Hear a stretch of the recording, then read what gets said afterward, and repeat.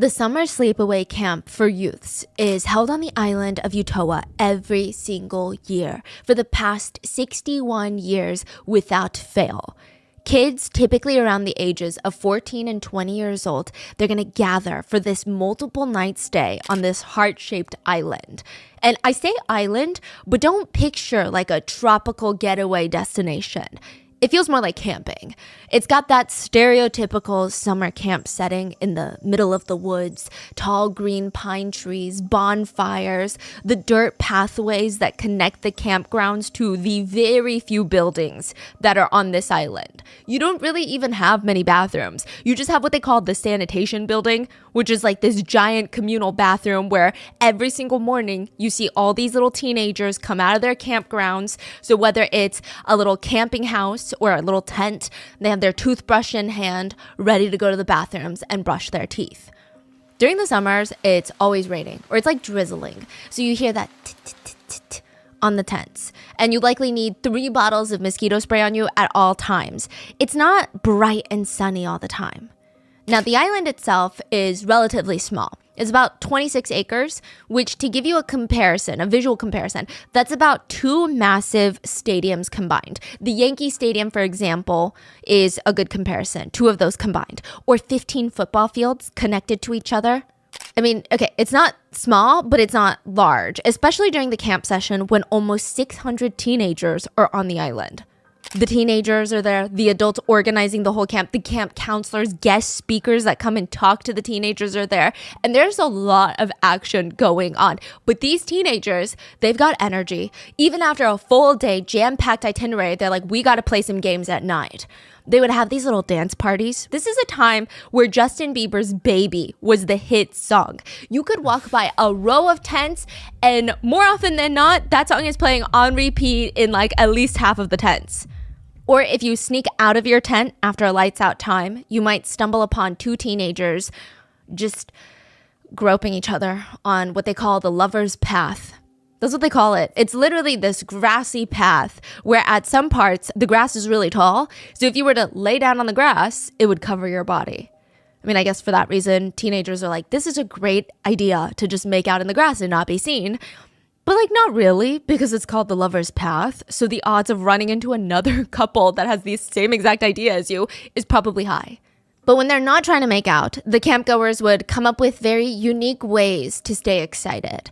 They made Wednesday a speed dating night. Thursdays were for karaoke, and they would constantly play games with just a big group of students. Charades, tag, hide and seek, just with each other up and down this hilly island. Wait, be careful. That leads to the edge of the island. So most of the island would have cliff-like drops into the water. So like I said, it's not really a beach where you have all that sand that gently goes into the water. It's like a drop, and there's jagged rocks. So yes, summer camp is about the games that you play.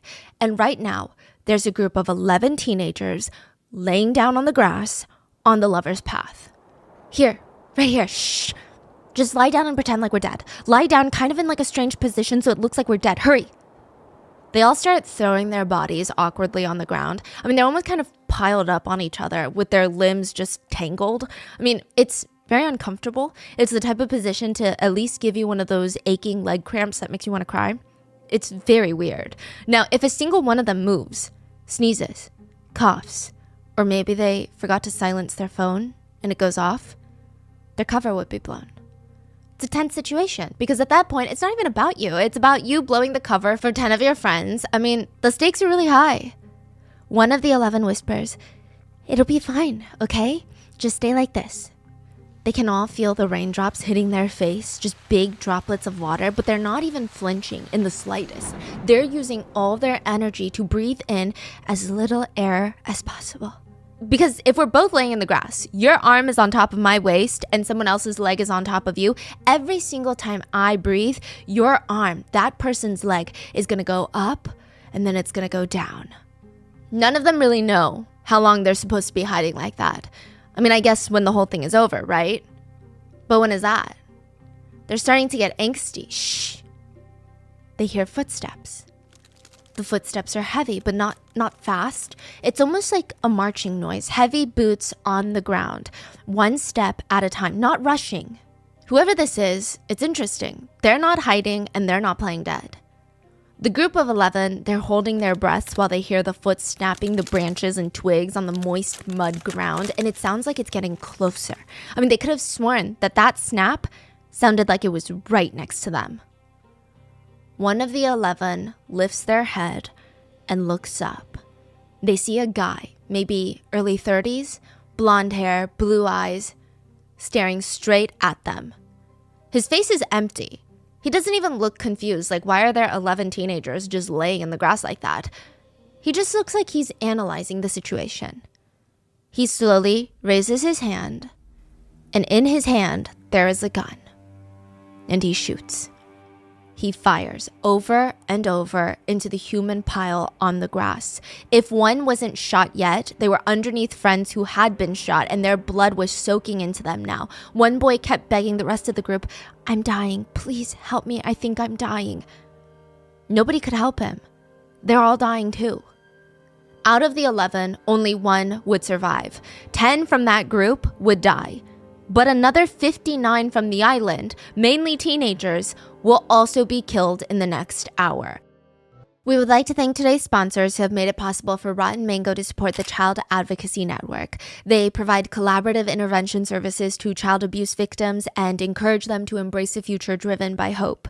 This episode's partnerships have also made it possible to support Rotten Mango's growing team of dedicated researchers and translators.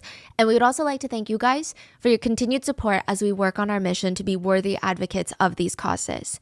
Now, as always, full show notes are available at rottenmangopodcast.com. There is a documentary out on this case that was quite insightful. There is a ton of articles and written deep dives, but probably the most invaluable source for today's episode is a book on this case titled One of Us, the story of Anders Breivik, written by Asni Saarstad. She is this incredibly talented investigative journalist that has won numerous awards for her focus on young women's stories, typically in war-torn countries. She poured through the court documents, worked directly with the survivors, victims' families, and she was dedicated to unpacking every single layer of this really twisted, really sick story. The book is incredibly well written, and by well written, I mean just like gut-wrenchingly painful to get through because of how emotional it gets and how raw it is. And additionally, we did most of our research with Norwegian or Swedish articles. So as always with international cases, please let us know in the comments if there was anything lost in translation, miscommunicated, or any additional information that you might have. One big disclaimer, today's case involves a lot of heavy subjects that I think can inevitably turn very political very quickly. There are references to domestic terrorism, racism, Islamophobia, political opinions between who the perpetrator views as a conservative or a liberal. I know, it's a lot. Please view this at your own discretion and prioritize your health and your peace. So with that being said, let's get into it. Have you ever heard of the Eye of Providence? I mean, maybe you haven't heard of the term, but the minute that I describe it, you're going to be like, oh my God, why does that sound so familiar? Where have I seen that? I feel like I see that all the time.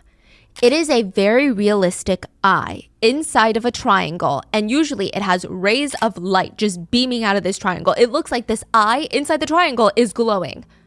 Like Illuminati sign? Yes, I mean Illuminati, right? But where do you see it all the time? Like you don't go to hang out with Illuminati people or Illuminati clubs, so where would you see this? Because you see it all the time. I don't think I see it all the time, do I? It's on the back of a $1 bill. Oh, that's right. Okay. USD, of course. Now, yeah. Technically, to a lot of people, the eye is supposed to represent the all-seeing eye of God. It's a symbol of divine providence, meaning the creator is watching over man and all of man's deeds. A reminder for a man to be humble and that there is a higher being. Like, it's a reminder. But others say, no, it's just creepy. It's a conspiracy. It's Big Brother. They're watching us. That's what that means. Look, I don't know how deep you look into it, but it could be the Illuminati, it could be a design choice for the banknote, or it could also represent one of the oldest secret societies, the Freemasons. They are one of the most mysterious secret societies out there. They've been around for hundreds of years. Some people argue since early 18th century. I mean, technically it's a fraternity, but for like non-college students. It's a male fraternity where men from qualifying industries with qualifying levels of skill, income, pedigree, background, they are interviewed because you can't just join, and they network and focus on charity. But because not everyone can join, typically they run on a to be one, ask one system. Meaning to be a Freemason, you have to know a Freemason and ask them to sponsor you. Ask them to put your name in to be casted, to even be considered to join the Freemasons. Are they still around? Oh yeah. Now, if you pass that stage, the Freemasons will investigate you. They will look into your background, interview you, make sure that you're a good fit, and most of the time, you do have to be voted in. And just because you get in doesn't mean you've got the status and the power all of a sudden. Even in the Freemasons, there's a seemingly endless degree system because Freemasons are all about growth and journeying to become a better man. Allegedly, when a man joins the Freemasons, they have a series of oaths that they need to take, and one of them is protecting the secrets of the order. Breaking the secret, breaking the trust of the Freemasons is seen as a grave offense. There's rituals, ceremonies, allegedly, symbols with meanings, all of which, allegedly, according to slightly conspiratorial online Redditors, are all kept a secret for a reason. I mean, why? Like, if there's nothing to hide, why would you have all these secrets? So naturally, there's a lot of conspiracy theories that come out of Freemasonry.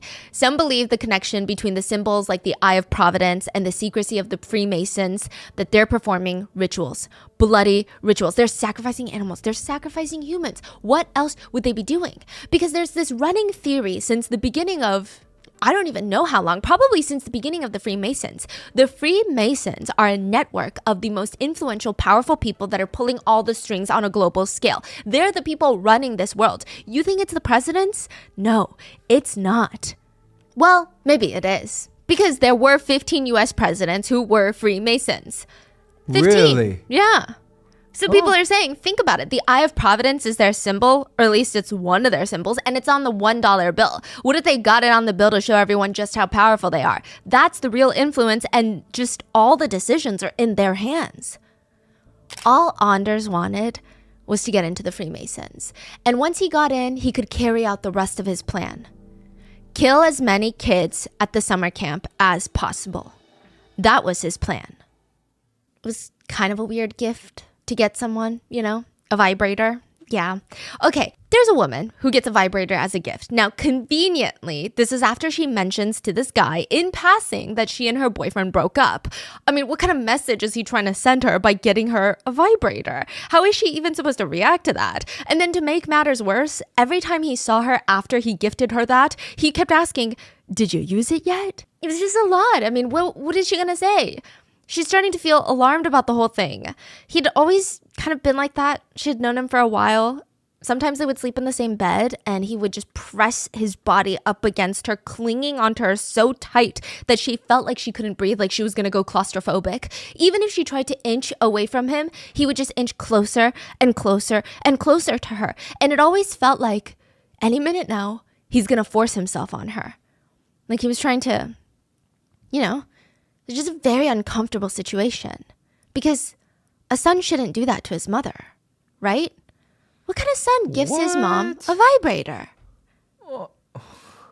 How old is the son? 20s. And they still sleep together? Sometimes he would crawl in her bed.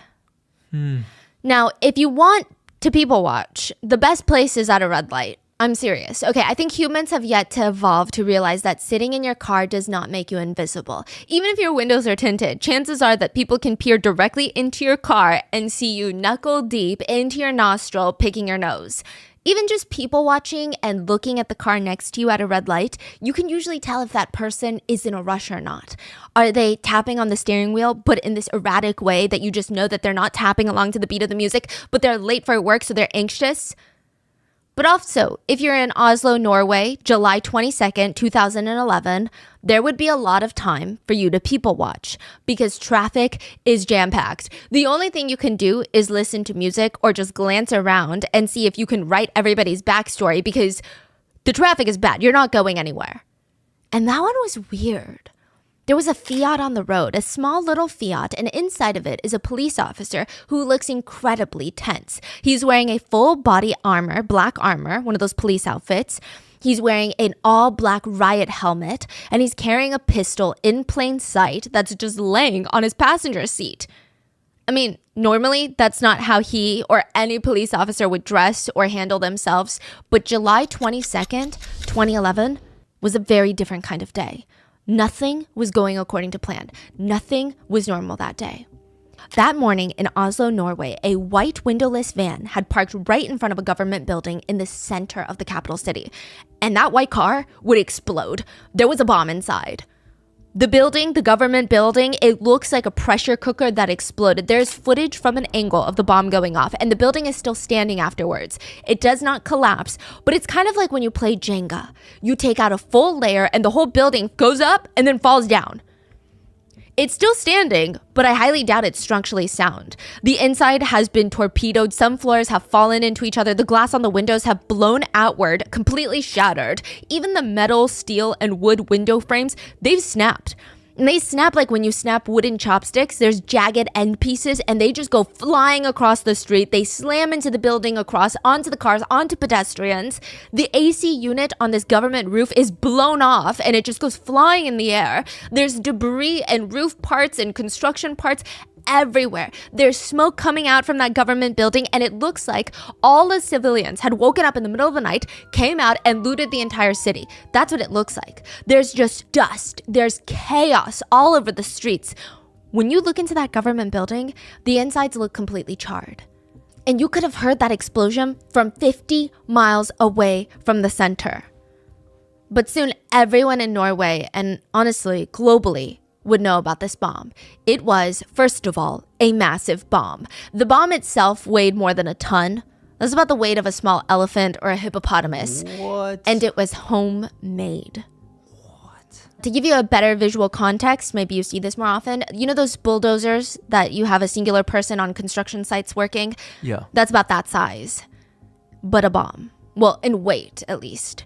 Now, the fuse had a burn time of slightly over 7 minutes, which means 1, whoever did this, they put a lot of thought into their plan to escape. And 2, they could be anywhere at this point. The entire street is just littered with shrapnel. Every construction piece of a building is on the ground. They were going flying like bullets. There was a woman found with a foot-long wooden stake impaling her skull.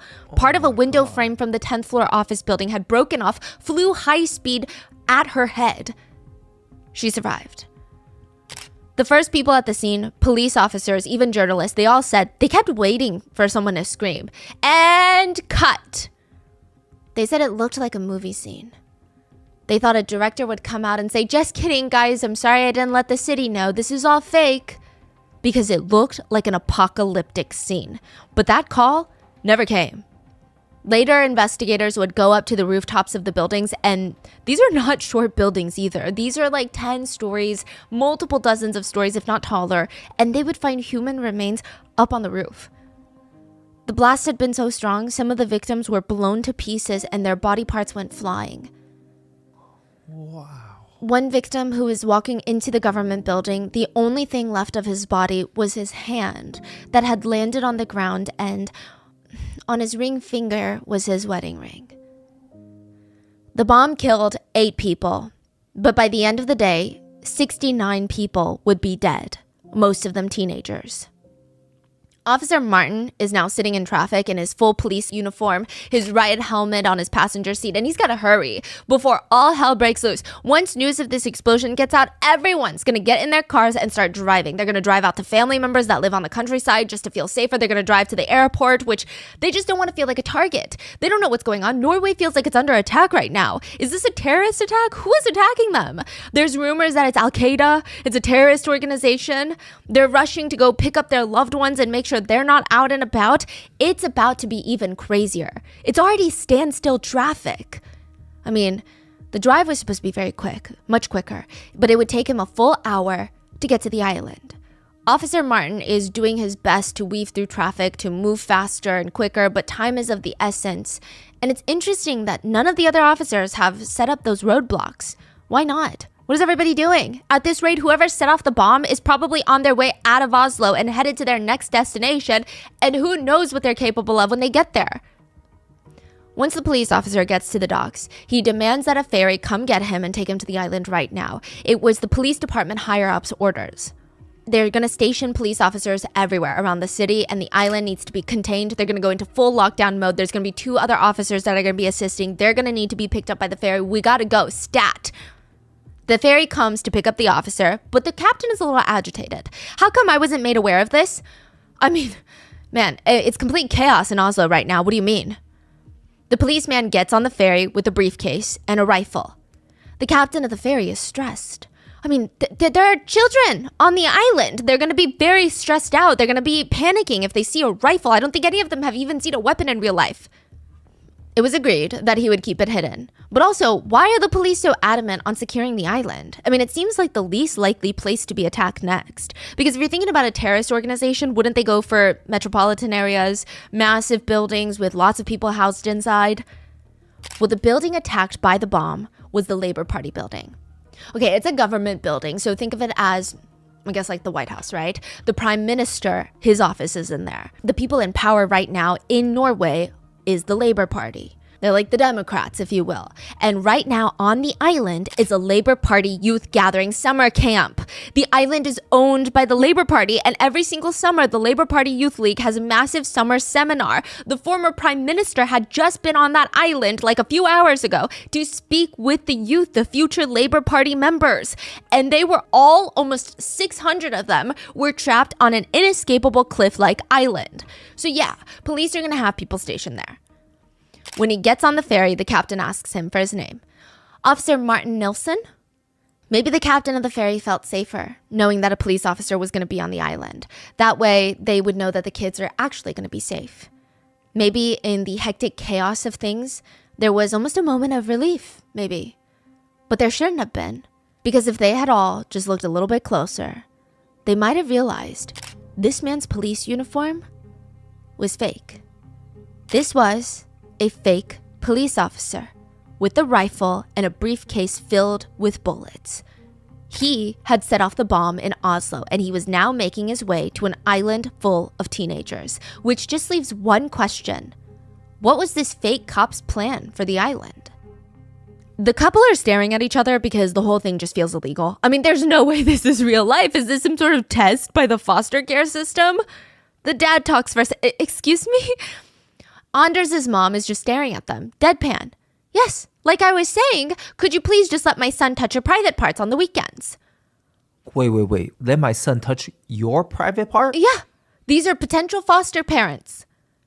And the biological mom is saying, hey, can you take my son with you on the weekends? But also, please let him touch your wee-wee. What? I mean, this cannot be real right now. Anders is 2 years old when his mom applies for him to be assigned weekend parents. So in Norway, they do things a little bit differently, but it's kind of like temporary foster care, just foster care on the weekends. Anders' mom could prove that she did not have the capabilities to care for her children on the weekends without the help of the public schools. She doesn't have the resources nor the time. So she's paired with this nice newlywed couple that could take her son Anders on the weekends and just do normal childhood activities with him. Take him to the zoo, go buy him some books, help him with his development. But first, they needed to have a few meetings with Anders and his mom. So the first time the couple meet Anders, the little boy, and the mom, they think the mom is weird. The mom is strange, you know, she's just kind of off. She just didn't seem all the way there. The second time they meet, though, they thought she had lost her marbles. They thought she was absolutely bonkers. That's when she asked if her son, Anders, could touch the foster's dad's, her argument was, well, he has no father figure in his life, and he only sees girls' crotches in the house, and he doesn't know how the male body works. The young couple was just speechless, but she just argued again. It's nothing weird. I'm just worried that he's suffering from not having a father figure. Therefore, you should let him touch your wee-wee. Yeah. She was very anxious that Anders was going to grow up weird without her dad, because Anders' parents, they divorced when he was only 6 months old, and his mom argued he had no father figure his entire life and he's turning out weird. Now, to be more accurate, I don't think Anders really had any parental figures in his life. Anders' dad was a diplomat who was divorced with 3 kids from a previous marriage, and Anders' mom was this nurse, 11 years younger than the diplomat. They actually met in the dark, not so romantic, dingy laundry room of their apartment complex. Quickly, they get pregnant, so a lot of chemistry there, and Anders is now in his mom's belly. And from the get-go, not a good plan. This whole thing was just a giant red flag. Even Anders' mom knows it's a red flag. The dad, he's not a loving dad. He already had 3 kids from a previous marriage, and anytime the 3 kids come to visit him, he would just shut them out of his head. He wasn't abusive, but he was definitely neglectful at best, in my personal opinion. He's someone that does not seem to care for children at all. Anders' mom, she went back and forth about whether or not she wanted to terminate the pregnancy. Do I terminate? Do I not? Do I do this? Do I do not? I mean, there were so many glaring red flags, but at the end of the day, like, this is her baby, right? By the time that she made up her mind, she wanted to terminate. Termination was made illegal. She could do nothing but have this child, and she hated this child for that very reason. She's like, this child in my stomach is a parasite. She felt like this baby was absorbing all the nutrients, growing, kicking her stomach so hard to the point where it feels like it's on purpose, where it feels like it's personal. While every day she grows weaker, more nauseous, less attractive. She's aging every single day, and the parasite just keeps getting stronger and stronger.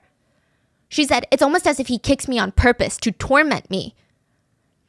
And you know how some people are just like, no, just wait. The baby's going to come out and you're going to fall in love head over heels for your child. Just you wait. Maybe that's what Anders' mom was told by her friends. But the minute that Anders came out of her, she felt like something was wrong with him. She thought all those pain meds that I was given during birth, because I was in so much pain, it messed him up somehow. I don't know how to point it, but something's wrong with this boy. Regardless, when Anders was about 6 months old, his parents get a divorce and he went with his mom. I mean, not that he had a choice and not that his dad fought for him. And from then on, it would just be his mom, his older half-sister, Elizabeth, from his mom's previous relationship, and Anders, and whichever boyfriend Anders' mom had at the time. Now, maybe Anders was too young to know how many boyfriends his mom had at the moment, but the neighbors weren't. I mean, they probably had a blast keeping a tally of all the new ones that would show up at her door while her kids were home. Can you believe it? You know, she leaves her kids at night, and then she goes out to do God knows what with God knows which man, and then doesn't come back until the morning. They're not even old enough to be left alone during the night. And the saddest part is, their mom is so focused on her sex life that she doesn't even care that the children are starving. I know, most kids I talked to, they said they went over to hang out with Elizabeth, the half-sister, and they would come back home starving. And they would report to their parents, they don't eat dinner at Elizabeth's. Dinner's not a thing there. Yeah. But the sex life thing was very alarming. I mean, if you're the family's neighbor and you happen to be trying to get into your apartment at the exact same time that the mom is trying to get into the apartment, you'd probably be freaking out because she will keep you in that hallway for hours trying to talk to you about anything that comes to her mind. And apparently the only thing that comes to her mind is aggressive sex. Yeah, it was described by many people as being incredibly aggressive conversations about sex.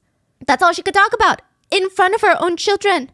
Elizabeth is maybe 10 at this point. Anders is 4. Elizabeth was like the mom of the family. She would find an excuse for the neighbor to take just so that they could run away from their mom. She knew that her mom was a mess. She'd be like, Mom, don't we have to go put these in the freezer before they defrost? Come on, Mom, we gotta go inside. A lot of the neighbors, the teachers, they all reported something odd was going on in that house. Social Services and the Center for Child and Adolescent Psychiatry ends up investigating multiple times. And Anders' mom is she's not doing really well. I mean, she clearly suffers from intense untreated mental illnesses, but it's also just progressively getting worse. Child Services noted on numerous different occasions, mother seems severely depressed. She states she is thinking of just walking out on the children to go live her own life. She describes herself as being, quote, a nervous wreck. But at the same time, she blames all of her problems on Anders. She said that he was uncontrollable. He would have these temper tantrums for the smallest thing, according to his mom at least, would push around his older half-sister and even his mom. She said that he was so angry, his punches were painful, and if they ever tried to shake some sense into him, literally they would shake him like, what are you doing? Stop it! His mom claims that he would just smile and then shout in her face, it doesn't hurt. It doesn't hurt. just to taunt her, just to drive her nuts. She said, clearly, something is very wrong with this boy. He doesn't like to play with the other kids. He never does any pretend play, which is a big red flag in children's development. So you know how kids pretend to be a princess, a butterfly. If you don't do that, it is a little worrisome. It's a huge part of how they develop their brains. Yeah. Now, he never interacts with other kids. He just likes to stand on the side and observe, even at playgrounds. Even if he hurt himself very badly physically, if he tripped on cement and got a crazy road rash, he wouldn't cry. He would just stare at it. And that is bizarre. Anders' own mom described him as clingy, difficult, demands a lot of attention, and aggressive and nasty. Anders' mom would keep asking doctors if there was anything at all that they could diagnose Anders with so that she could get him on meds to help, with everything. AKA, she wants to stomp out his personality with medication because she thinks that he's too much. So specialists decide that they're going to come in to observe and watch Anders to see if he's got any of these traits that his mom is talking about. And they get the exact opposite. I think they even had to check their files to make sure that they're at the right place with the right kid. He just seemed over life. As a toddler, he took no pleasure in toys. He was not curious. He does not care to do anything physical or use his imagination. He just seemed emotionless, expressionless for the most part. He also was incredibly clean and tidy. He would actually have an outburst when he can't control how clean and tidy his environment is. But the good thing is, the doctors observed that once they changed his environment and got him to adapt to a new setting that was a lot more kid-friendly, he started slowly exhibiting more childish traits, which is like being curious, wanting to play, doing pretend play. So they concluded that his psychological state and damage was done by the environment and probably his mom, and as of right now, it could be reversed. It could be. So if we can get him into foster care, it's going to be a good time. They noted that the mom was very, very abusive, in a sense, verbally abusive with her son. One second, she would be so pleasant and kind with him, and then the next second, she would scream at the top of her lungs, "I wish you were just dead." They said that on one hand, the psychiatrist and the specialist believed that his mom had a very complicated viewpoint of men and projected that onto her own son. So it seems like even in her romantic relationships, on one hand, she absolutely needs a man in her life at all times. She needs her son in her life. On the other hand, she's incredibly skeptical and grossed out by a man's aggressive sexual tendencies. And she seems to think that Anders does that at the ripe age of 4. It was just escalating very quickly. But when they suggested that he be placed into the foster care system, his mom disagreed, and technically there was nothing that they could legally do about it.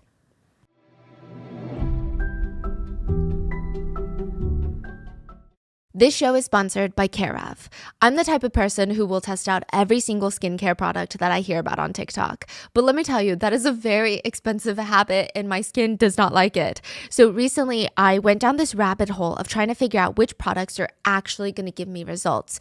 And that's when I realized that I am wasting so much money on products that are probably not doing anything for me. That is why I'm obsessed with Care/of's ceramide supplement.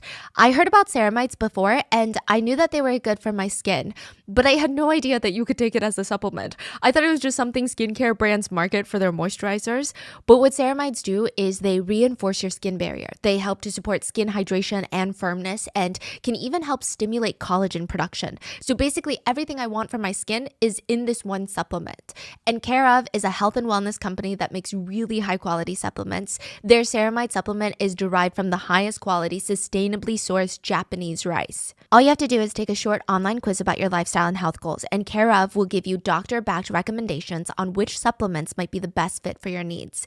Then you can choose to get a monthly subscription, or if you don't want to make a commitment that fast, you can just buy one bottle to test it out. But if you do subscribe, which is what I do, and I highly recommend it, you get your supplements shipped straight to your door. I used to hate having to repurchase supplements every month when they run out. This made it so much easier. And you can even use the Care/of app to track how you're feeling after taking which supplement, which helps you decide what to order the next month. So I highly recommend taking the Care/of online test if you're someone who wants to improve your mood, energy, skin health. They have a whole variety of the highest quality options to choose from. For 50% off your first Care/of subscription order, go to takecareof.com and enter code RottenMango50. That's 50% off your first Care/of subscription order at takecareof.com and enter code RottenMango50.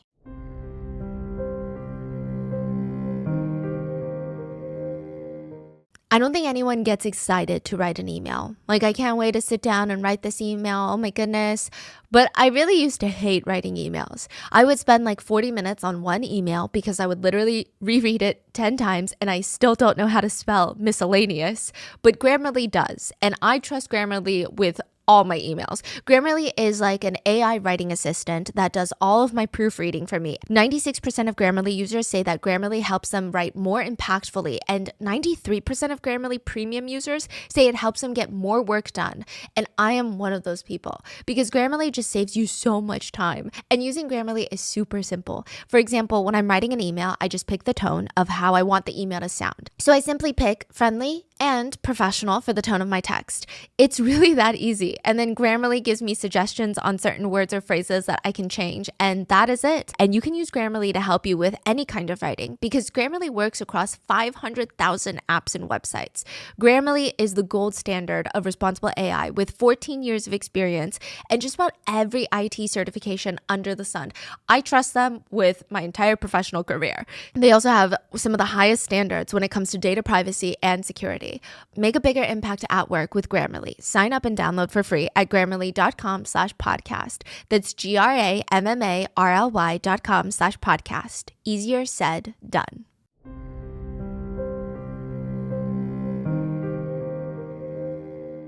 But that was when he was a kid.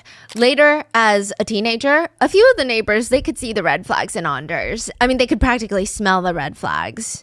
Really. And when the neighbors, they stepped onto their front doormat to walk into their homes, their shoe would sink into the doormat and make that disturbing squishing noise. It's like if somebody soaked the doormat in a tub of water, pulled it out, and then you step on it, it's like squish.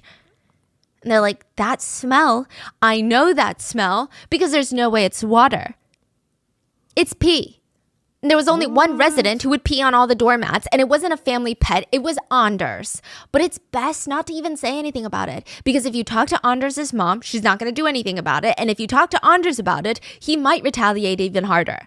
One of the neighbors likely said something because her doormat was peed on, then her weekly newspapers were soaked in pee, then her storage room in the basement also peed on.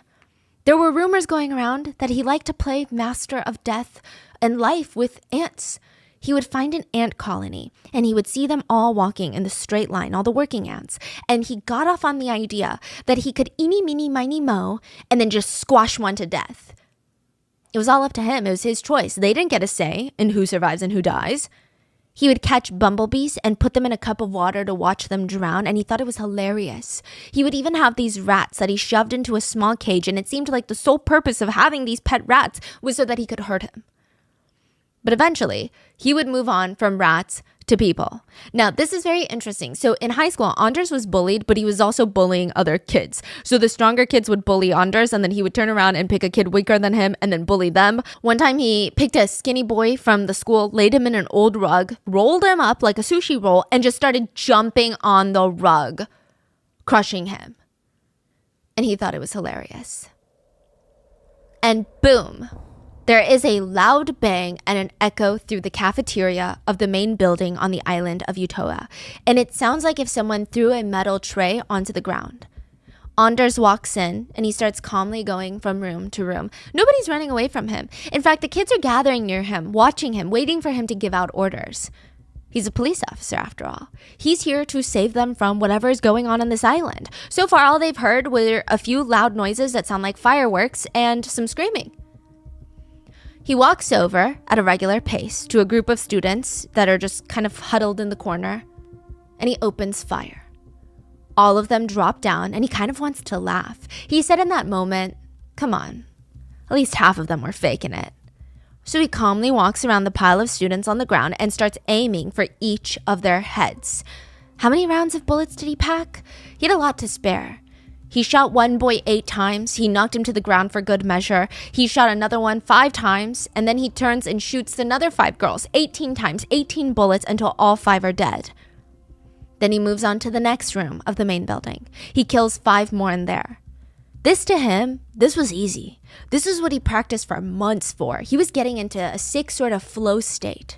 It was actually the beginning when he first landed on the island that was tough. All the nerves, the anxiety, he didn't know if he could go through with it. When he first arrived on the island, he was questioning, is this really gonna like, should I just act like I'm a police officer and then be like, oh, sorry, I just wanted to protect the kids, because he was that nervous.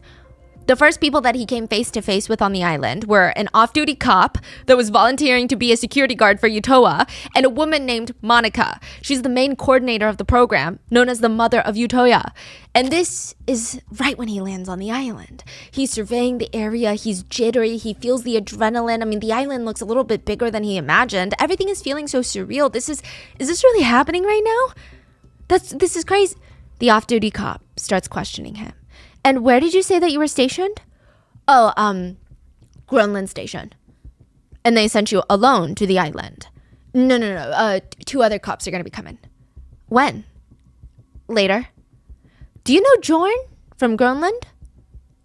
The real cop looks suspicious of all of his answers so far. And this Jorn question could be a trap. Either there is no Jorn, or there's a Jorn that everybody who works at the station would know about. Either way, this man is a massive threat to Anders' plan. He needs to get rid of him ASAP. It's now or never. He doesn't answer.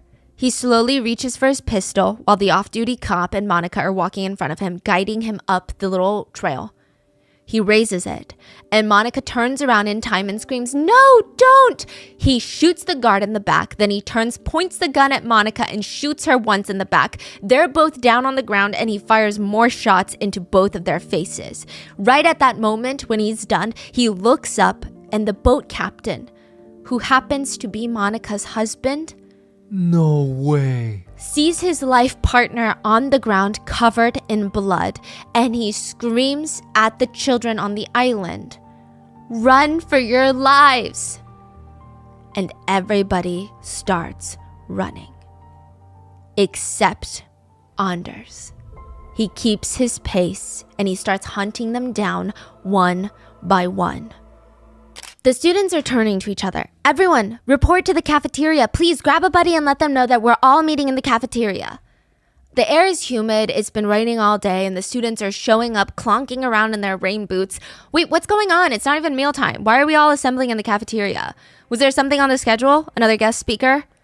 A few of the students had privileged information. They would lean over. "No, I think they want to talk to us about what's going on in Oslo. Apparently there was a bomb." "A bomb in Oslo?" A lot of the students had parents that worked in the government building, or at least on that street, because remember, this is the labor camp youth group. Considering that they're all part of this labor party, kids are starting to get really panicked. They're calling their mom and dad over and over until they finally get a response. Is this how parents feel when they don't pick up the phone? Like, that's what they're joking about. The kids are on the verge of an anxiety attack. Mother Utøya, Monica, she's been managing this summer camp for the past 20 years, and she's trying to calm the kids down. She's bringing out her maternal side, and she's being very comforting. The rest of today's events have been canceled. The ferry will only run as needed instead of every hour back and forth off the island. But I just want you guys to know that you are safe. We are safe. We are in the safest place to be right now. Thankfully, almost all the parents working at the government buildings were fine, uninjured, and they all agreed. You guys are in the best place right now, because if there's gonna be another attack, another bomb, it's not gonna be on the island. It just made more sense, because metropolitan areas, that would be the main focus. This was the logical guess. Why would they have a bomb on the island? In that case, the parents were grateful that their kids were there. The kids were to sit tight, talk to an adult or counselor if they needed to emotionally process this information a little bit better. But other than that, they should be good from there. Wait, did you guys hear that? Hear what? I don't know, it sounded like a hammer hitting a piece of metal? A construction type noise or something? Wait, you just heard that, right? Did you hear that? It sounds like a firework or something. God, maybe some kid thought it'd be hilarious to light a firework right now after the news of the bombing. That's so sick, okay? If that's the case, it's very childish. That would not be the case at all. Other kids thought maybe the camp had it set up already so that the kids could learn what it's like to grow up in a war zone, to have these unexpected attacks and air raids. But if that's the case, that would be incredibly insensitive considering what happened earlier in Oslo with the bomb. But there was no time to even contemplate because all hell will break loose on the island. The kids just start running. Some of them have no idea why they're running, where they're running to, and some of them don't even know what they're running from. They just see people screaming and running, so they're running. Wait, what are we running from right now? It's like an obstacle course with all the tents, the bonfires, camping gear, rain boots. If you trip, you might die. The confused kids keep running and asking questions. What the hell is going on right now? Why are you running? Nobody would respond, but eventually they would all run past a body, bloodied, dead, on the ground. And now they knew what they're running from. Hello, this is the emergency operator. How can I help you? Please help us. We're on Utøya Island. There is a man walking around in a police uniform shooting at us. The line goes dead. The operator stares at his phone. What is wrong with kids these days? I mean, the youth, they really have no such thing as discipline. What a sick joke to make right after the Oslo bombing. He's about to turn to his coworker to rant about this kid doing a prank phone call when ring, ring, ring, ring, ring, ring, ring. Every single phone is lighting up and the calls are getting backed up. Every single phone call from Utøya Island. This was not a sick prank. This was far from that. Back in the main building, Anders was methodically murdering the children. He would walk up to a girl hiding her head near the piano keys, thinking he couldn't see her. He walks over, shoots her. Blood starts pouring out and down between the piano keys. Shot after shot, he's just firing into everybody. A lot of the kids would hide their faces with their hands. The bullet would go through their hands and then into their heads. Anders walks up to behind the piano and sees another girl hiding. He smirks, fires a shot. It goes through her hands, but it doesn't hit her skull. Then another shot. This time it goes through the top of her arm. And the whole time, she thought, this isn't so bad. I think I can survive this. I think so. I mean, her whole body just started to feel numb. She felt like this buzzing sensation. Her brain is not registering at all what's happening right now. It felt like she'd been kicked with a soccer ball really, really hard, but she thinks she can survive. And then the next bullet hit her jaw. She slumped to the ground, holding her jaw in place, and she could hear the gunman just breathing heavy, walking over her to the next student to kill. It's interesting. The taste? She said that she's never tasted that before in her life. Gunpowder. It tasted like gunpowder.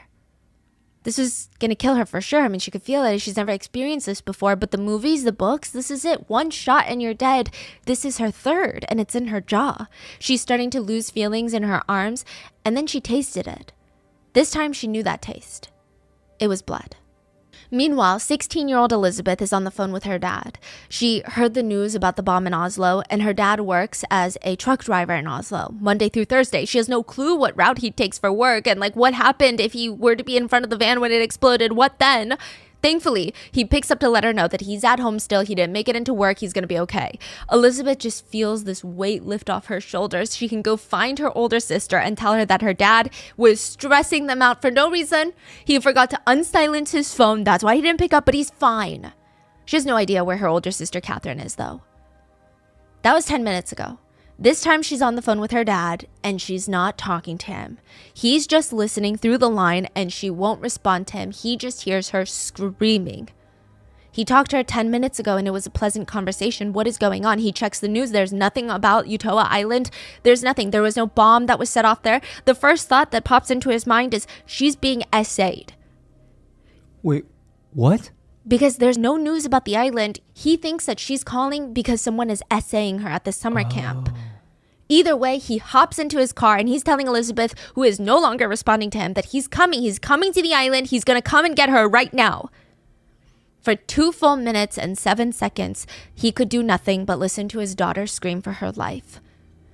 Then, a bullet goes through her head, through her left temple, out her right temple, and straight into the phone, and the line goes dead. Anders' life was not as easy as it looked, okay? In order for this to work, he had to prep for months in a random farm out in the isolated part of town, out in the middle of nowhere. He had to sit there for months going over the laborious, tedious steps that it takes to create a bomb that weighs a few thousand pounds. He had to crush over 200 packages of aspirin, the headache medication. He had to grind down aluminum till it was a fine silvery dust. It just got on everywhere. Do you know how aluminum powder is? I mean, no matter what you do, it's going to be on every single piece of your clothing. It's just going to be covered in gray dust. It's worse than glitter, honestly, to get out, but it also makes things more explosive. He had moved to the farm a few months ago. It's about a 2-hour drive from his mom's house, and he clearly underestimated the amount of work that this whole thing was going to take. His plan was to create a fertilizer bomb. But it's not as easy as they say online.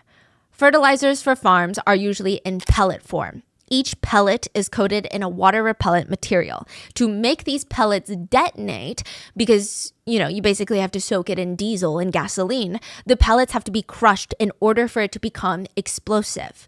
Now, how do you crush it without grinding it? He doesn't have a machine. So he would just put them all over on the red barn floor and grab a dumbbell, one of those workout dumbbells, and he would just crush them. He barely got through anything. Nothing is going as planned. His whole body feels like it's been ran through by a truck. He's so sore all the time. He feels like his arms are going to fall off. His timeline keeps getting pushed back and back and back. At this point, he's going to miss the summer camp. And even when he was able to do it, he's reading about all these shady websites and how easy it is to get ignited and how so many people have blown themselves up in the process of trying to create a fertilizer bomb. So he's feeling a little freaked out. And the fertilizer dust is everywhere. He said, I used a 3M mask, but surely I'm going to die of cancer within 12 months. I mean, I must have gotten so much of the fertilizer dust into my lungs. He would make mini versions of the big one that he was planning. And when it was thundering outside, he would take it out into the field to test it, to make sure it works. That's crazy. And it gave him a lot of anxiety. What if someone hears it? What if someone sees him? But also, what if it detonates before he can walk away? What if the fuse doesn't work as planned? Then what? So to do all of this, he had to spend a ton of money on steroids and protein powder to get his muscle mass up. This guy was jacked. There's no way that he felt he could carry out this plan if he did not have the stamina. He drank a ton of milk for a few months straight. He said that his reward system was good food and protein. He needed all the energy that he could get if he was going to kill as many people as he planned to kill. He wanted to kill over 100. Some people have described the island of Utøya as a piece of heaven on earth, or at least before July 22nd.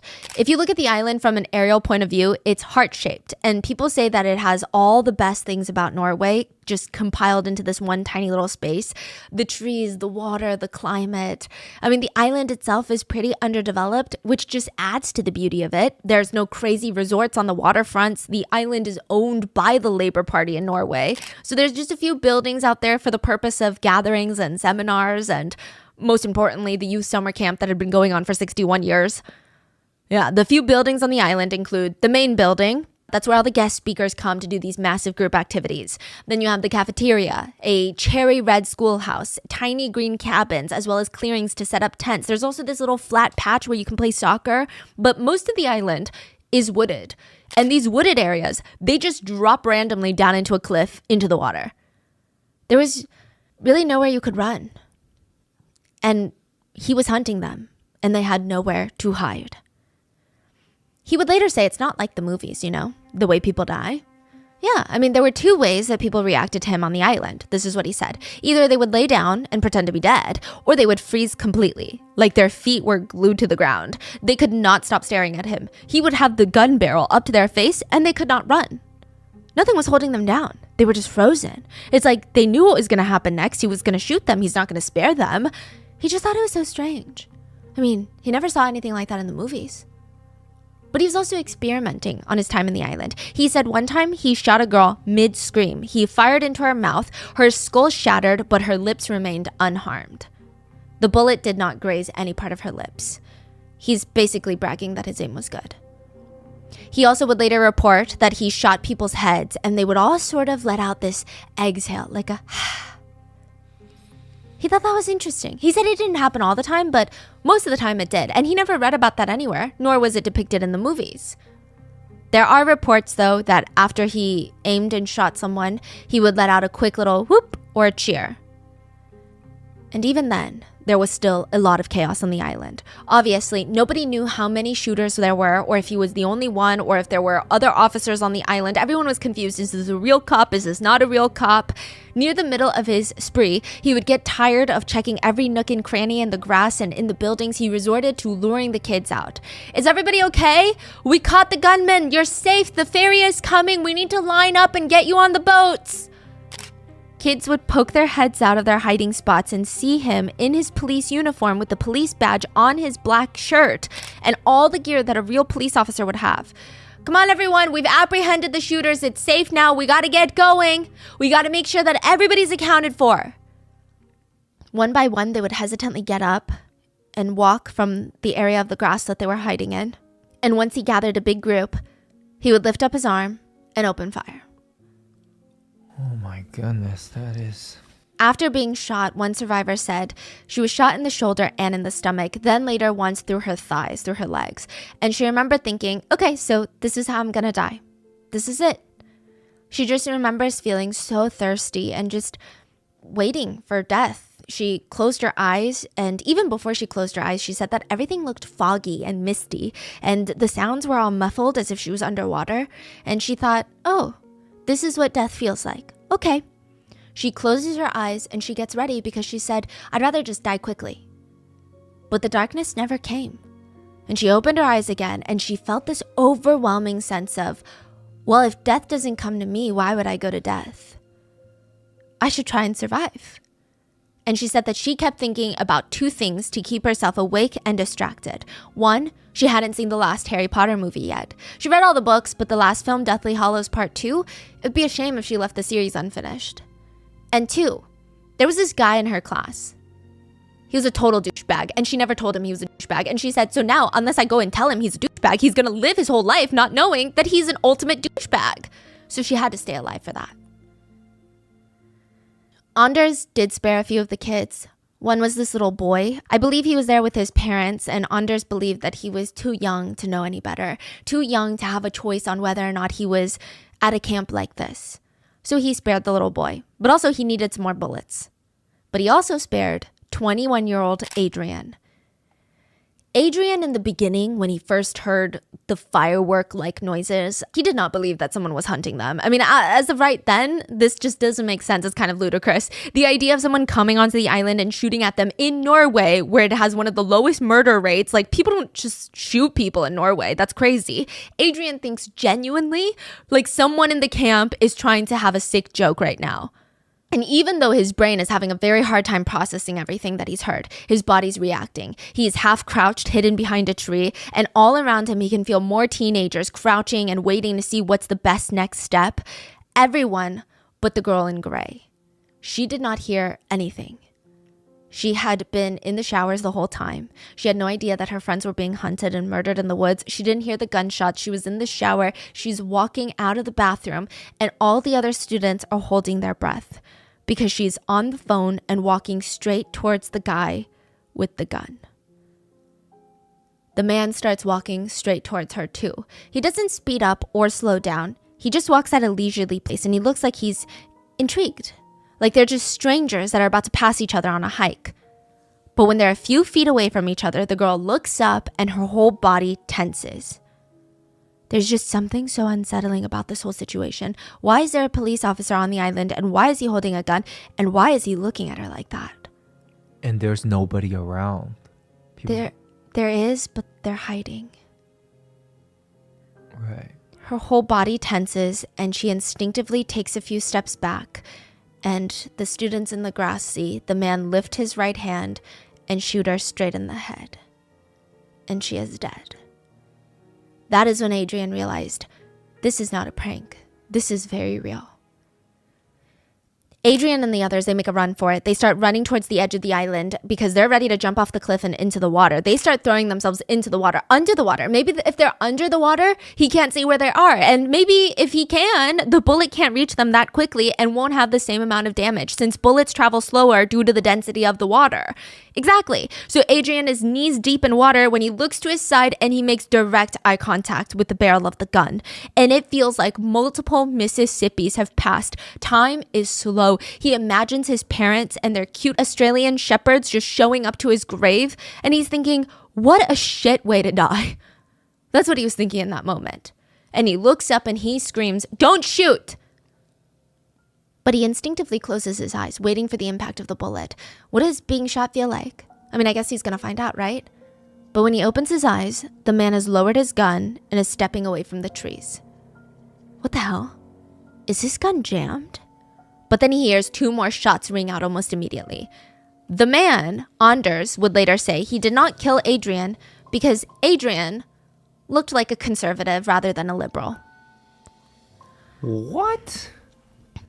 Anders had a manifesto titled 2083, a European Declaration of Independence. The whole thing is 1,500 pages long. 1,500 pages, not words, pages long.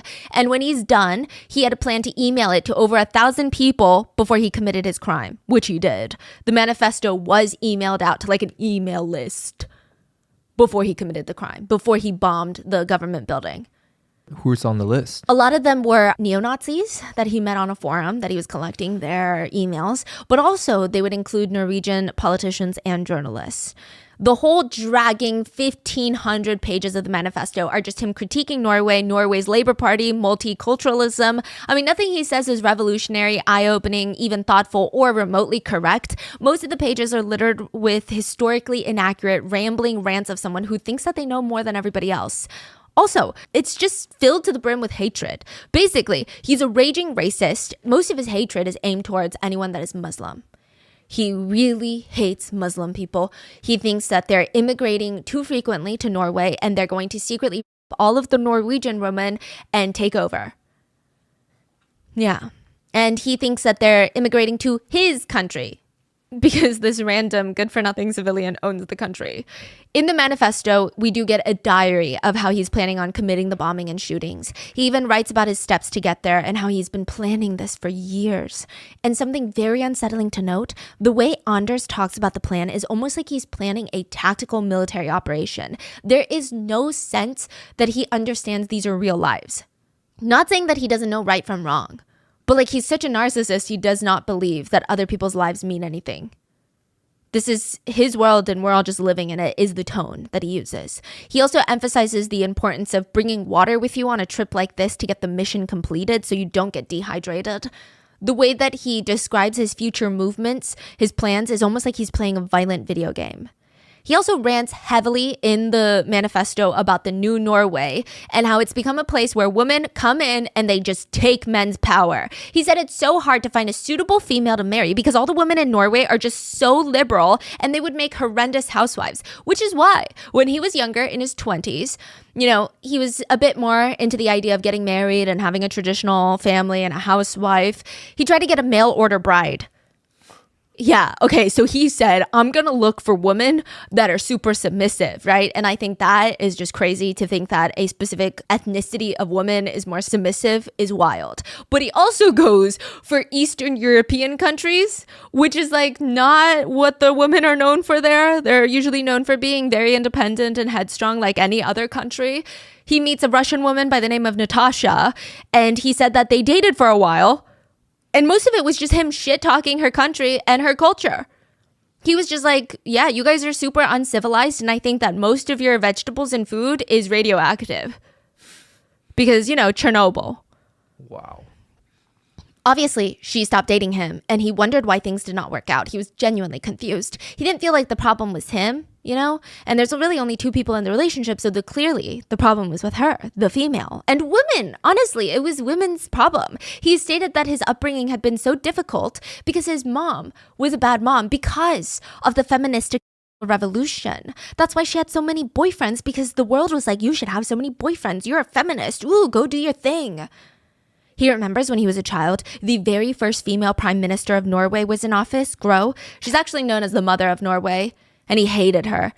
He said she embraced the position too much, as if she genuinely thought that a woman being in the most powerful seat of the country was a natural thing. That seat belonged to a man. She was just warming it up. He said that TV stations are busy being a propaganda machine where it just showcases female superiority. He rants that women use harassment charges to keep men in line. He writes, the man of today is expected to be a touchy-feely subspecies who bows to the radical feminist agenda. To summarize 1,500 pages, the women were taking over, and now this was turning into a vagina state. That's what people like him called it, a vagina state. Yeah. So what is he going to do about it? First, he's going to kill all these people to make a statement. The Labor Party, the Democrats, the liberals, if you will, the people that want women in power grow as part of the Labor Party. And it is the current ruling party of Norway at the time in 2011. He wanted to kill them, strike them down, make a statement. Then he would find a way to take over and stop the ruling of their country. And then he would create the most specific conditions for breeding the best race. You had to have blue eyes and blonde hair. He would create these surrogate factories where men with blonde hair, blue eyes would go in and just impregnate blonde-haired, blue-eyed women so that these genes don't disappear because of all the Muslims that were coming in and having sex with Norwegian women. Wait, so he had a plan after this island shooting? Wow. It was a very dumb plan, but he did have a plan. I mean, it's honestly wild because he felt like he was one of the superior people to repopulate the population, right? Most people describe him as being average. They basically state he's so average, he's not even good at being average. He's average at being average. He was an average dude, average grades, average personality. He was even an average bully. He wasn't even like the worst bully in school. He was just like a very average dude. The students on the island, they had two choices. Stay on the island and get shot, or try to swim away from the island and likely die by getting shot in the water or drowning. So they're all throwing themselves into the lake, and their heavy clothes are dragging them under the water. It's a dangerous place to swim. And then the figure appears. Anders is standing on the edge of the trees, staring at the teenagers, trying to swim away, and his face is bright red. Was it blood? Was he just hot? I don't know. And he screams, "I'm gonna kill you all. You're all gonna die tonight." And he opens fire. Viljar just remembers thinking, I shouldn't touch my brain right now. He could feel the cold water, and he remembered the bullets had just rained down on them. Viljar was busy shielding his brother, pushing him into the water, pushing him out of the way, and his brother kept screaming for him, and he kept screaming, "Swim, get out of here!" He remembers getting shot a few times. His brother was now gone, hopefully alive, swam away. Hopefully he did a good job pushing him. But now he was feeling most of his body go numb. His eye especially, it felt like something was in his eye. He could see with his other good eye, but not well. His childhood best friend slammed down right next to him. She had been shot, her hands were bloodied, and she was holding her stomach where the bullet was. And she was crying to him, "I'm gonna die, Viljar, I'm gonna die, aren't I?" "Oh, no, you're not. No, you're not gonna die. We're not gonna die." But he couldn't really see. He couldn't really see how injured she was. His eye was hurting him. He tried to open his other eye, and no light was coming in. He looked at his friend, and he calmly said, "I think I've been shot in my eye." She looked at him. Oh, shit. Because what else do you say to someone who had been shot in their eye? He put his hand up to his eye, and he felt something squishy. It was soft. It was his brain. His skull had been shattered, and there were bits of brain outside of his head. But his brother, he just needed to make sure that his brother was good so that he could rest. That's what they say in the movies, right? Keep yourself awake until your loved ones are good, and then you can go to sleep. So he laid there on the shore, telling jokes to everyone there. He was shot, bleeding out. A lot of them near him were dead, and he would tell them jokes. He would hum, he would sing, and then he would cry for his brother.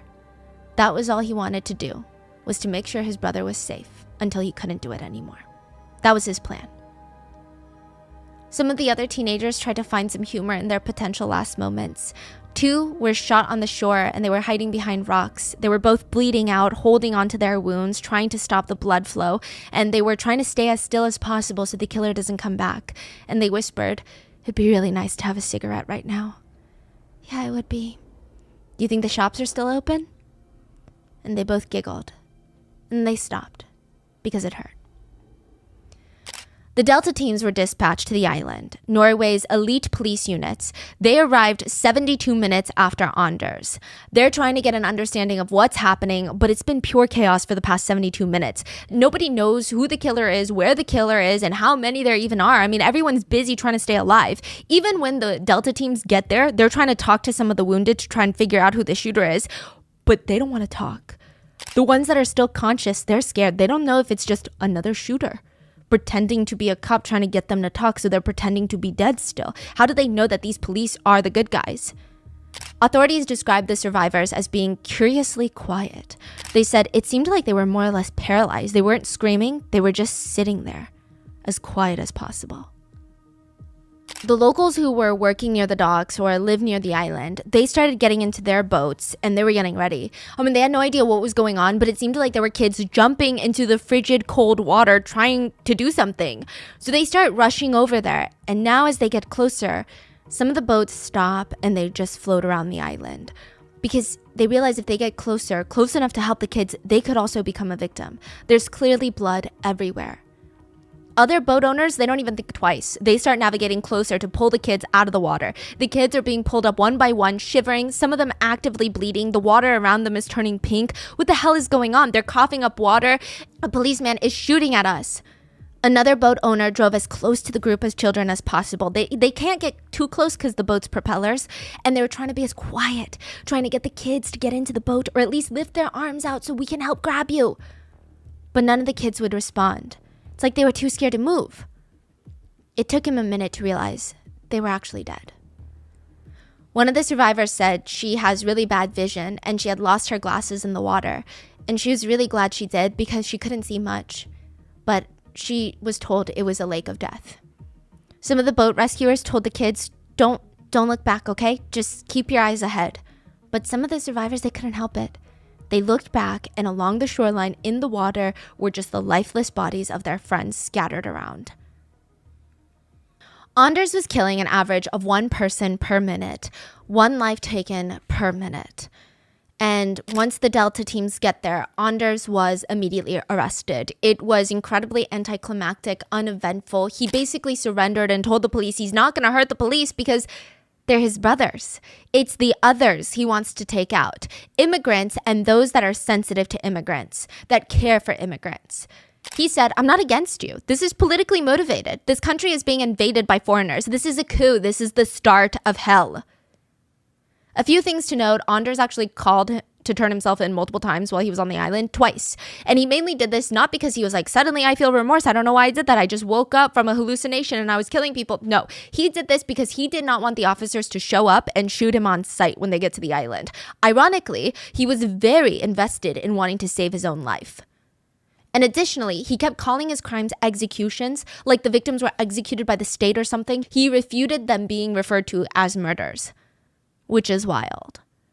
After his arrest, the only thing that he seemed really to care about, well, one, was not being put in a prison with a lot of Muslim inmates. Wow. But also was that they do not take his picture. He was hell-bent on the police using one of the pictures that he had prepared for this very moment. He included it in his manifesto. In fact, he wrote in his manifesto, before you commit acts of terrorism, take professional headshots. Where you look good, get a haircut, buy a suit and tie, do your makeup even. Because otherwise the police will purposely find the most R-word looking photo of you and post it everywhere. That's the photo you're going to be known for. That is crazy. Yeah. And what did they use? They used their own photo, mainly. Oh, okay. Yeah. Did you see the photo that he prepared? Yeah. What does that look like? I mean, some of them are like him posing with a gun, but they do look photoshopped. So it's like Facebook photo, like trying to look cool. Yes. Trying to look bad and cool. Yeah. In a little more than an hour, Anders had shot 99 people. Almost all of them he shot more than once. Almost half of them he shot at least 3 times. Out of the 99, 69 died, leaving the remaining 30 with very serious injuries. In Oslo, he killed 8 people with his bomb, and in total, in the span of a few hours on July 22nd, 2011, he killed 77 people. The youngest being 14 and the oldest being 51, and the majority of the deceased being teenagers. 2 of his victims were not shot or impacted by the bomb, but one 17-year-old boy, in his attempt to flee the island, he fell off a cliff and fractured his skull, leading to his death. Another 17-year-old boy was trying to swim away to escape the island, but remember how I said it rains a lot during the summer? A lot of them were wearing rain jackets and rain boots. It wasn't hot, so a lot of them were wearing a lot of thicker, heavy clothing, and the water was pretty dangerous. He was found drowned at the bottom of the lake. It was the bloodiest day in Norway since World War II, and at the time, globally, it was the worst mass murder in modern Western history. At the time. Everyone on the island gets divided into 3 categories by the authorities. Survivors who had been shot, but they survived. Bodies, and those who are still on the island and likely not alive. Their bodies have yet to be recovered. And of course, you had the group that were not shot and they survived. Do you remember Elizabeth? She was the one on the phone with her dad when she was shot. She was unfortunately, she passed. But her older sister, Catherine, was also on the island, and she called her parents, and she was trying to keep calm so that they didn't worry too much. And she told them, "Mom, I've been shot in the stomach and the arm, but it's okay. I'm okay. They're taking me to the hospital." She would be hospitalized for 19 days, and then she'd be well enough to go home. And when she did, I mean, nothing in her life was the same anymore. She lost her little sister. She gets winded, even just climbing up a flight of steps. And one night, she completely broke down crying. "Why me, though? Why me? Elizabeth was the pretty one with all the friends. Why did I survive? Why not her? Why did she have to be the one to die?" And her parents didn't even know how to respond to that. Adrian, the one that Anders didn't shoot initially because he thought he looked conservative enough, well, he was eventually shot in the shoulder. Whether Anders was aiming for him or just opening fire on everyone and he happened to be in that group is unclear, but he was hiding when he was shot. He survived. Made it to shore, and he kept insisting, "I'm good. I've just been shot in the shoulder. There's other kids that have been shot in the head, the face, the stomach, the chest. Like, go take care of them." The EMT listens to his heart, and they're shocked. I mean, they're staring at Adrian like he's not even supposed to be here, because if that bullet had been 1 millimeter, 1 pencil tip closer to the left, he would have needed to amputate his whole arm. If it had been 1 centimeter, about the size of a staple, closer to his heart, it would have killed him. Viljar, the brother who was shot in the eye, he survived. Wait, the one that with the brain tissue out? He lost an eye. He needed to amputate his arm, but he survived, and so did his brother. Viljar was in a coma for a really long time. Nobody knew if he was going to make it. And the doctors came in, and they told his family, "We're going to need to amputate his arm before he even wakes up from the coma." And his family said that Viljar's little brother, he would stick one arm into his shirt for the next few weeks until Viljar woke up. He said he wanted to prepare for when his brother woke up from his coma so he could teach them all the tricks of living without one of his arms. So he tried to live his life without one of his arms so that he could give him all the hacks. Yeah. There were a lot of siblings at the camp, and in some cases, parents lost both of their children at once. There was a survivor named Laura, and she said, "It felt like he never ran out of bullets. When it started, there was so much mud that I almost slipped. I kicked off my sandals. I was running barefoot. It didn't take long to get to the end of the island, maybe 30 seconds. It was then that I realized there's no place to run to. There's nowhere to hide." She would lose her older sister, Bono, on the island. Many of the survivors, they lost friends or family, and they felt a ton of survivor's guilt. One survivor said, "I only had time to escape and survive because he was busy killing someone else." In the days after the attack, the entire city of Oslo and really all over Norway, there were flowers laid out for the victims. Flower shops all over the country were running out of roses, lilies, then orchids, then carnations. Every church and monument in the city was covered in flowers. After Anders' arrest, Anders' mom was contacted by the police, and she was told to come out of the building and put her hands in the air. She thought that her son had also been injured in the bombing in Oslo. She was freaking out, making sure that her baby's all right. She thought it was strange, like he's not coming over for dinner like he promised. And it was only in the interrogation room that she learned what her son did. And she kind of sort of defended him. I mean, she didn't deny that he did this, at least not at the end, but she basically just said that Anders was a sensible and clever kid. He had good friends and was a nice boy, warm and fond of his mom. He did get arrested once before because he was like vandalizing public property. He was a tagger, meaning that he would go around tagging his name. This is very different from graffiti artists. Graffiti artists do art. For graffiti, taggers, they just write their names. Do you know those words? Yeah. Yeah, he would just spray paint walls. He was arrested for that once before. But other than that, she thought that he was getting his life together. After high school, Anders actually got involved in politics. He was actually a not bad networker once he needed to be. And because, that's what politics is. He was actually pretty good at it. Except there was always that thing. People could tell that Anders wanted to fit in a little too desperately. He also had a very strong preachy air about him that people didn't like in politics. For example, let's say you start a knitting club. Everyone who joins has never knit a day in their life prior to that club. Everyone is on the same skill level. Everybody is in the same experience level. And then suddenly 2 days in, there's someone giving you knitting advice as if they've been doing this for the past 2 decades of their life. And it's very annoying, to say the least. That's Anders. He gives up politics. He discovers his real passion is not politics, it's money. To him, it's either be a millionaire or die trying to be a millionaire. He was obsessed with money, status, and power. And honestly, he just liked the power that money gave him, nothing else.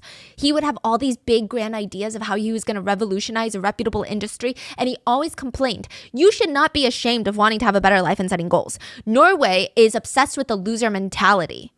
Yeah. He was always preaching and ranting about aiming higher, smashing through the most insane goals and boundaries. And if you listen to him talking, you would think that he's in the process of starting like the next Fortune 500 company. But no, he's selling online fake diplomas.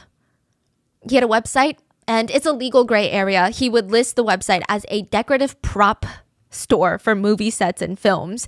But I think it's pretty clear. Everyone knows what's being sold there. He would sell very legitimate looking diplomas from top universities around the world. He was basically a glorified forger. And the only reason that he stopped, even though he was making like $1 million, he at one point was a millionaire. What? Yeah. He was scared not for being arrested. He was scared that he would be exposed for being a forger. And that is such a low thing to be exposed for. It's like being described as a thief. Like, that's a very low, petty crime. It was gross. So he quit selling fake diplomas and he tried to move on with his life, but he just couldn't find anything. So for 5 years, he moved in with his mom. This is when he's 27 years old. He locked himself in his room, and for 5 years, he just played video games. His favorites were World of Warcraft and Call of Duty. He was actually pretty good at gaming, and he really liked the concept of gaming. He went on these rants about how you just need to put in the hours to be respected. You don't need to be born into games. You don't need to be handsome. You play and you get respect from other players. That's it. He likes that everybody starts on the same footing and nobody has inherent privileges, which... nobody tell this guy about cheat codes. A lot of netizens did later point out that it is strange. He's a neo-Nazi, which the best way to categorize Anders is neo-Nazi and they're fascists. They're like super far right. And usually they're the bitter enemies of communists, which some would argue is like super, super far left. But sometimes the things he says, it feels like he identifies more as a communist than a fascist. He's like, everybody should be equal. But only if you have blonde hair, blue eyes. And only if you have a wee-wee. He also did join the Freemasons only because someone on his dad's side was a Freemason. And he basically forced him into recommending him. And he did join. He did join. Oh. And nothing really came out of that. By the time that he had his little initiation ceremony, yeah, they have ceremonies, he was over the Freemasons. He was like, this is stupid. I'm just going to go kill people. He was already planning the murders at this point. At the end of the interview with Anders' mom, she looked the interviewer dead in the face and she said, I am the unhappiest mother in Norway. There's only one place a criminal would want to be called crazy or insane, out of their minds, bonkers, and that's in a courtroom. It's the only place that's actually going to help them to be considered a madman, unless you're Anders and your attorney recommends a not guilty plea of insanity, but you want everyone to know that you knowingly committed all these crimes, knowing right from wrong. Being considered insane by the court system was his biggest nightmare. Yeah, priorities, okay? Another priority for Anders was debating, should he do a closed fist salute or an open palm salute? He decides to go with the closed fist. When he walks into the courtroom, before he takes his seat, he shoots out his right arm and extends it as straight as possible, and his right hand is clenched into a fist and his knuckles are white. Then he turns straight to the gallery of the courtroom and makes eye contact with the family members of the victims. He looks incredibly pleased with himself. Now, side note, they did have Anders go to the island and recreate the whole 72 minutes with them. They brought him back to the island. He was wearing a bulletproof harness. He was tethered to a police officer so that he couldn't run off. Literally, he's wearing one of those child leashes, but much more serious, bulletproof, tearproof, you get it. And he's just going around demonstrating where he shot which group, then which way he walked. Why is he wearing a bulletproof? They were worried that he was going to threaten them into killing him. Like he was going to threaten a police officer so that they would shoot him dead. Wait, they were afraid that one police officer would kill him. He would put them in a situation where they had to shoot him. Like he would want to exit by a police officer. Right, like he's trying to run away or trying to attack them. And then... So they can make him exit, but they didn't want to do that because they wanted him to stand for his crimes. Right, okay. Now, to a degree, it was for the police to get a very clear picture of how everything happened, but it was also so that they could get a gauge on his emotions. And they observed that he had no regret, no emotions going back to this island. There is a picture of him where he was just holding up an imaginary gun and he's grinning. So he's basically displaying to the police, this is what I did here. It's like he's reliving the kills.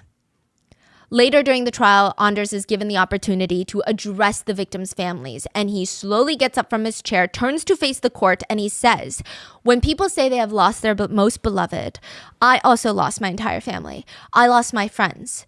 It was my choice. I sacrificed them, but I did lose my entire family and friends on July 22nd. I lost everything. So to a certain extent, I understand.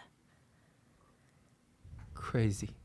In one snippet of his testimony, so in the US, it's advised that defendants do not take the stand, but Anders' testimony and cross-examination would go to last longer than a week. He actually gets very upset when they start rushing him because this is his time to shine. Yeah. And he tried to argue that he did not do this out of evil. He did this out of goodness. He was trying to help Norway. He also compared the summer camp, to a Hitler Youth event, which is crazy considering he has many parallels in the way that he thinks that are parallel to Hitler. And what are you even talking about? Yeah. That's not even politically correct. It's astonishing how someone can be so evil, but also at the same time so incredibly unaware of themselves and their own ideologies. It's just weird. Jeg anerkjenner ikke norske rett, fordi at dere har fått mandatet deres fra politiske partier som støtter multikulturalisme. Day 17 of the trial, an object goes flying through the courtroom, a shoe. I mean, all anyone can do is just stare at it. It misses Anders, which is the target, and it hits one of his defense attorneys instead. And a man gets up screaming from his chair, "Go to hell, you killed my brother, you go to hell." Anders turns around and he looks disgusted by this man's actions. Like throwing a shoe is the most violent and vile, just despicable, uncivilized thing a human could do. But that man looks him dead in the face and says, "You're a murderer and a devil, so go to hell." The whole courtroom is silent before one person starts clapping. And then another, and then suddenly everybody is cheering and clapping. The young man is escorted out of the courtroom with just one shoe. Now, to give you additional context, like I said, Anders hates Muslims, and shoe throwing actually has a very strong significance in Arab culture. Shoe throwing has, from my understanding, it basically means that the target of the shoe is worth no more than the dirt that we step in. And that's why he threw the shoe. He said that he just wants to humiliate Anders. That's all. Convey a message for all the victims, and it's an expression of disgust. In the end, Anders was deemed sane and given the maximum punishment of 21 years. You're kidding me. Now, I will say there is a loophole in this. So this sentence is what the Norwegian justice system calls containment. So it's not technically 21 years. It's likely that he'll never get out. So basically what happens is that parole can be considered in 10 years. But after 21 years, for whatever reason, it doesn't even really have to be like a valid, strong, crazy reason. The parole board is just like, no, you're going to stay another 20 years. It just seems like that's the maximum they can give. So it just means that after 21 years, they have to evaluate. Oh, okay. But like, there's no way he's getting out, is what most people believe. Can you imagine though? Yeah, no, I don't think so. Like, I think, no, Norwegians would, no. Yeah. Anders will be kept in solitary confinement. His only friends are a few parakeets that he gets to keep in he has a 2-story prison cell. It's 2 stories. We're going to get back to it because Norway has some of the best prisons. Oh my gosh. Now, the victims' families and survivors are just trying to navigate life and, in most cases, severe PTSD. One survivor said that there are times where he's in a crowded street or store and he starts having panic attacks. His chest gets tight, like he's gasping for air. Another survivor said the only place that they feel safe is in a moving car, where there's no strangers, there's no openness, and it's easy to drive away. Some survivors still have bullets or fragments of bullets in their bodies because it would have been more dangerous to remove them. And one survivor said it definitely hurts with trying to move on. They said mentally it's like, there are still pieces of evil inside of me, and it just feels like a reminder. Some of the victims' families and survivors have moved on, though. Elizabeth and Catherine's dad, the one that was on the phone when he heard his daughter died, he said he doesn't hate Anders. He said, because I don't give a damn about him. Why should I care? I still have my family that I need to take care of, and to hate him, it would take my energy. From day one, he is nothing but zero to me. Now, I want to give a massive disclaimer regarding Anders' imprisonment. I chose to include this portion regarding the Norwegian prison system only because it is a fact of the case and because a lot of netizens were talking about it. And I only compare it to the US prisons because naturally that's where the most of you guys are. And also when I hear, oh, he's in prison, I'm kind of picturing an American prison, right? That is not the case. Anders filed a formal complaint. Well, he waged a lawsuit against the country of Norway for a violation of his human rights in prison. He demanded a replacement of his PS2, PlayStation 2, to a PS3. Because at this point, the PS4 had already come out, and it's not like he's demanding the best one, the newest one, but the PS2 is way too outdated. What else can he do in there? Or what can he not do in there? Yeah, which, by the way, Anders said that during the trial, in his manifesto too, he stated that he practiced shooting in first-person point shooter games like World of Warcraft, but in prison, he gets access to any adult games that he chooses. So he could be playing these video games. And this is not me trying to make a connection with violent video games. Like I typically don't subscribe to that belief, but he straight up said, that's how I practiced. He also went to shooting ranges, but he also said, yeah. He demands that his government allowance of $49 per week should be doubled. Yeah, and he said that the fact that his typewriter has not been upgraded to a computer is a violation against his human rights. And he also mentions how he was given a rubber pen because he was constantly talking about self-exiting. So, of course, they're not going to give him a sharp pen to hurt himself with. So they gave him a rubber pen. And he said the pen is not ergonomic and it gives his hand cramps. He said it's actually sadistic that the government would give him nothing but a rubber pen to write with. He said it's a nightmare of an instrument and I'm very frustrated with it. He wrote in the lawsuit, "You put me in hell and I won't manage to survive that long. You are killing me. If I die, all of Europe's right-wing extremists will know exactly who it was that tortured me to death. The liberals."